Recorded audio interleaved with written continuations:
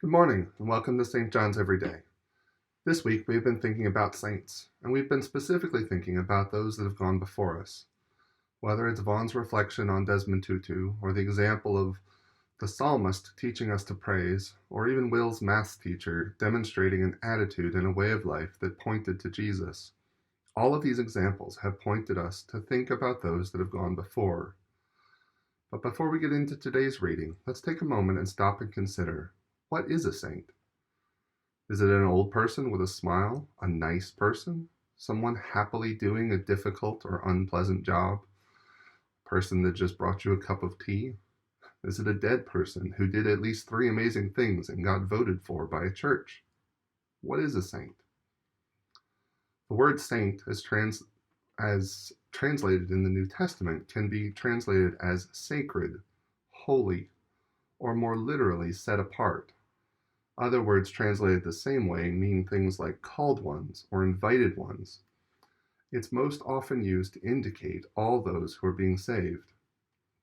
Today's passage comes from John chapter 5. It comes just after Jesus healed a man at a feast in Jerusalem. In this passage, we learn something really critical about how someone becomes a saint. So because Jesus was doing these things on the Sabbath, the Jewish leaders began to persecute him.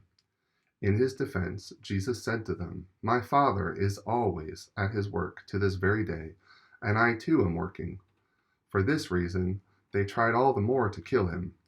Not only was he breaking the Sabbath, but he was even calling God his own Father, making himself equal with God. Jesus gave them this answer, "Very truly I tell you, the Son can do nothing by himself.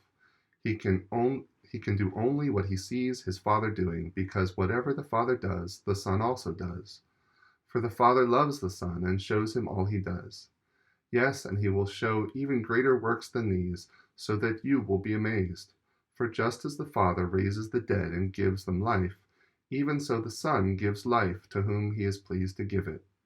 Moreover, the Father judges no one, but has entrusted all judgment to the Son, that all may honor the Son just as they honor the Father. Whoever does not honor the Son does not honor the Father who sent him. Very truly I tell you, whoever hears my word and believes him who sent me has eternal life, and will not be judged, but is crossed over from death to life. Very truly I tell you, a time is coming, and has now come, when the dead will hear the voice of the Son of God, and those who hear will live. For as the Father has life in himself, so he has granted the Son to also have life in himself. And he has given him authority to judge, because he is the Son of Man. Do not be amazed at this, for a time is coming when all who are in their graves will hear his voice and come out. Those who have done what is good will rise to live, and those who have done what is evil will rise to be condemned. By myself I can do nothing. I judge only as I hear, and my judgment is just. For I seek not to please myself, but him who sent me." Now in this passage, Jesus does not use the word saint, but he makes it very clear that the hope Justine was talking about yesterday comes through believing in him, accepting his claim to be God, and his right to judge the world. As he says, "Very truly I tell you, whoever hears my word and believes him who sent me has eternal life, and will not be judged, but is crossed over from death to life." If this is what you believe, if you've accepted and submitted your life to the authority of Jesus, if you've repented of the rebellion against his authority, which is really at the root of all of the things that we call sin, then you too are a saint. You have passed from death to life. You are one who is called, one who is set apart, one who is holy. This isn't something you earn, it's something that you have been given, and in a way it's something we strive to live up to. In addition to one who is called and set apart, you are also one who is sent out. No matter how saintly you feel you may or may not be, you are a saint living in this world, and you might be the only saint that someone meets. So as we approach the end of this week of looking back at the saints who have gone before, let's begin to look forward to the ways that we can share the truth and the love of Jesus with others.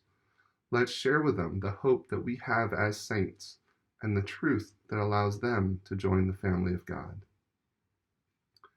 Lastly, if you're not certain about this, if you're not quite certain you've passed from death to life, maybe today is the day that you seek out those answers. However you've received this thought today, the person you received it from can help. They may not have all the answers, but they can certainly point you to someone willing to talk and pray with you so that you can become one of these saints. Have a wonderful day.